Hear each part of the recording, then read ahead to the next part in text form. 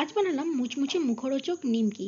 তার জন্য এখানে আমি ময়দা নিয়ে নিয়েছি, তার মধ্যে স্বাদ অনুযায়ী নুন, গোলমরিচ গুঁড়ো আর কিছুটা জল হাতের সাহায্যে এভাবে রগড়ে দিয়ে দিলাম, দিয়ে শুকনোভাবে মিশিয়ে নিয়ে এবার এর মধ্যে 2 চামচ তেল দিয়ে খুব ভালো করে ময়ানটা আমি দিয়ে নিলাম। দেখুন ময়ান খুব ভালোভাবে দেওয়া হয়ে গেছে। এবার অল্প অল্প করে জল দিয়ে এর একটা ডো আমি রেডি করে নেব। অল্প অল্প করে জল দিয়ে এর একটা এরকম শক্ত ডো রেডি করে নিয়েছি। এবার এটাকে ঢাকা দিয়ে 10 মিনিটের জন্য রেস্টে রেখে দেবো। দেখুন 10 মিনিট পর এটা অনেকটা সফট হয়ে গেছে। এবার এর থেকে আমি ছোটো ছোটো করে লেচি কেটে নেবো। দিয়ে এবার একটা চাকি বেলনার মধ্যে সামান্য ময়দা দিয়ে এটাকে একটা বড় করে পাতলা রুটির মতন বেলে নিয়েছি। এবার চাকুর সাহায্যে এইভাবে আমি নিমকি শেপে কেটে নেব। দেখুন সমস্তগুলো আমার এভাবে নিমকি শেপে কিন্তু কেটে নেওয়া হয়ে গেছে।